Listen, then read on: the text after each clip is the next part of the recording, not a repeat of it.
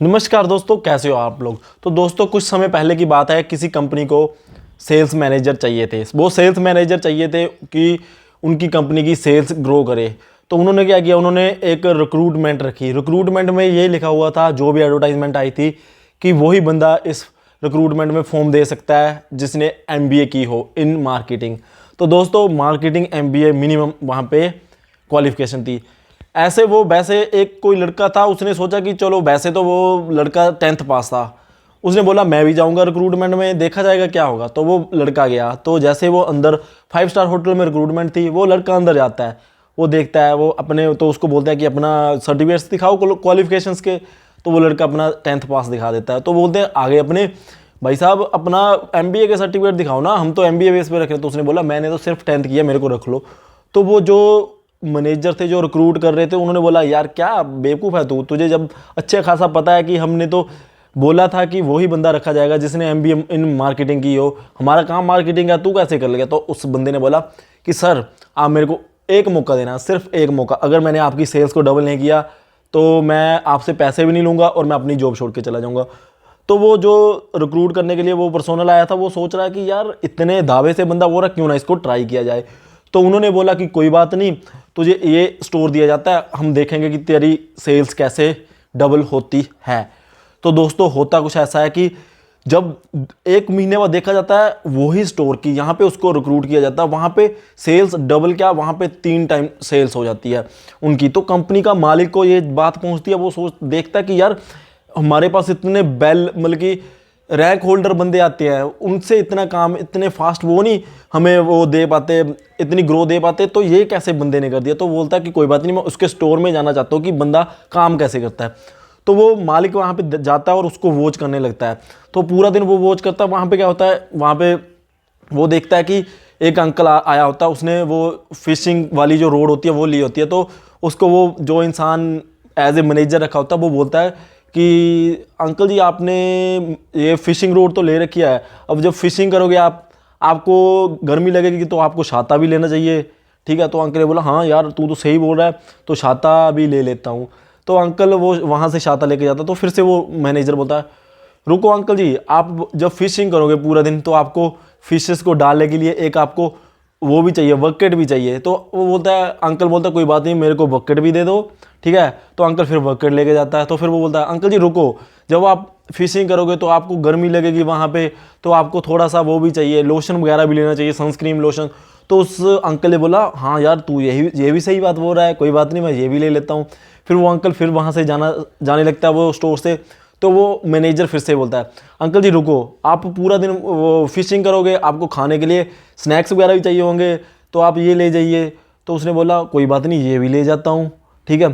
तो ये चीज़ देख के ना जो ओनर था कंपनी को, उसने देखा कि यार बंदे में कितना टैलेंट है, ठीक है। इवन इसने एमबीए नहीं कर रखी, इवन इसने सिर्फ 10th पास करी है, इसमें कम्युनिकेशन ऐसा और इसमें टैलेंट ऐसा है कि ये किसी को भी फोर्सफुली हमें मतलब कि कोई भी चीज़ बेच सकता है। तो उसने जब वो अंकल जी वहाँ से चले गए तो उसको ओनर ने बुला के बोला कि यार तू बहुत ही ज़्यादा टैलेंटेड बंदा है, जो एक फिशिंग रोड लेने आया हुआ अंकल था उसको तूने 10,000 की फिशिंग रोड के साथ साथ 5,000 का सामान तो ऐसे ही चेप दिया, ऐसे बंदे चाहिए होते हैं।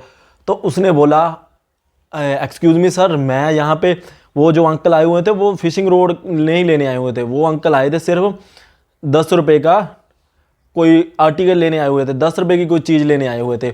उसने बोला कि मैंने उनको बोला कि अंकल जी आज संडे का दिन है, आप पूरा दिन क्या करोगे, दिन वेस्ट करने से अच्छा आप फिशिंग कर लो, हमारे पास नई रोड आई हुई है, आप वो परचेज़ कर लो, ठीक है।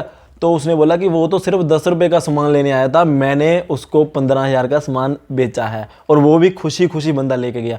तो दोस्तों जो मैं उन सभी पेरेंट्स को ये बात बताना चाहता हूँ जो अपने बच्चों को इतना फोर्सफुली बोलते हैं कि यार तेरे 100 में से 99% मार्क्स आने चाहिए, इतने आने चाहिए, वो आने चाहिए, वो सारी चीज़ें वर्थलेस है अगर आपके पास ऐसे स्किल्स नहीं है, आपके पास कम्युनिकेशन स्किल्स नहीं है और आपके पास मार्केटिंग की स्किल्स नहीं है। अगर आप किसी में भी जॉब में हो, आपके पास खुद से वो चीज़ें होनी चाहिए कि किसी को भी फोर्सफुली आप अपना प्रोडक्ट दिखा सको, बेच सको, और आप अपनी कोई भी बात है उसको अच्छे से रख सको और दूसरे बंदे को कन्विंस कर सको।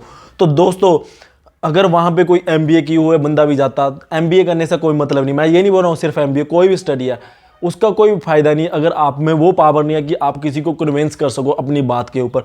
तो दोस्तों वो 10वीं पढ़ा हुआ इंसान, उसको फिर बाद में ओनर ने पूरा कंपनी का वो हेड बना दिया कि कैसे मार्केटिंग करनी है, तूने सभी को सिखाना है। तो दोस्तों मैं यही बात बोलना चाहता हूँ, जो स्टडी होती है कभी भी अपने बच्चों को ये मत बोलो कि यार तू ये कर वो कर, तेरे 99% मार्क्स आने हैं, 99 नहीं तो मतलब कि 98 तो तेरे आने चाहिए, तेरे 100 में से 100% मार्क्स आने चाहिए। ये सारी चीज़ें वर्थलेस है। क्यों? क्योंकि जो मार्क्स होते हैं ये सिर्फ एक पेपर होता है, उस पर लिखा होता है कि हाँ इसके इतने मार्क्स है। वो किसी जिस बंदे के ज़्यादा मार्क्स आ गया वो ये नहीं है कि वो बंदा टैलेंटेड हो गया है। टैलेंट वो नहीं होता कि आप एग्जाम्स में बहुत ज़्यादा मार्क्स लेके आ गए। टैलेंट वो नहीं होता कि आपके पास डिग्री है। टैलेंट वो होता है कि आप जो भी काम कर रहे हो उसमें आप किसी को इन्फ्लुएंस भी कर सकते हो और आप अपनी बात को रख के दूसरे बंदे को कन्विंस कर सकते हो। तो दोस्तों जैसे कि इस स्टोरी में वो एक 10वीं पास लड़के ने कितने MBA को पीछे छोड़ के इतनी ग्रोथ करके दिखाई। वो क्यों करके दिखाई? क्योंकि उसमें एक ऐसी कला थी, उसमें वो स्किल थी, वो उसमें स्किल पढ़ने से नहीं आई, वो उसमें स्किल खुद से थी, वो खुद से डेवलप करनी पड़ती है। वो इतना बंदा ग्रो हो चुका था, उसको पता था कि किसको कैसे कन्विंस करना है। तो दोस्तों हमेशा अपने बच्चों को ये नहीं बोलना चाहिए कि इतने मार्क्स आने चाहिए, ये मार्क्स आने चाहिए, वो मार्क्स आने चाहिए। उनमें सिर्फ स्किल होनी चाहिए। अगर आप में स्किल होगी तो आपको पैसा तो क्या, आपको बहुत बड़ी बड़ी पोजीशंस भी मिलेंगी। अगर आपके पास बहुत बड़ी डिग्री भी हो, आपके पास स्किल नहीं है तो आपको कोई बंदा क्यों पैसा देगा? मैं आपको एक बात बोलता हूँ, अगर मेरे पास कोई भी डिग्री है, ऐसी डिग्री है कि जो बहुत हार्डशिप से मिलती है, अगर मैं मेरे को कोई ये इसलिए पैसा नहीं देगा कि मैंने वो चीज़ ली, मेरे पास वो डिग्री है, मेरे को वो बंदा कोई पैसा इसलिए देगा अगर मैं उसका कोई बेनिफिट करके दूंगा। अगर मैं किसी का 10,000 का बेनिफिट करके दूंगा तो वो मेरे को 3 या 2,000 रुपये देने के लिए राजी होगा। तो दोस्तों हमेशा अपने आप में ग्रोथ करनी है, अपने आप में ऐसी कैपेबिलिटीज़ लेके आनी है जिससे आप लोगों को कन्विंस कर सको। और आपके कम्युनिकेशन स्किल्स ऐसे होने चाहिए कि लोग आपकी बात सुन के ही मान जाएं कि हाँ भाई बंदे में की बात में दम है। ऐसे बनना है, ना कि ये बनना है कि हाँ मेरे तो मार्क्स इतने आ गए। बहुत से लोग देखे हैं यहाँ पे मार्क्स तो बहुत होते हैं पर प्रैक्टिकली लाइफ में बिल्कुल ही डल रह जाते हैं वो।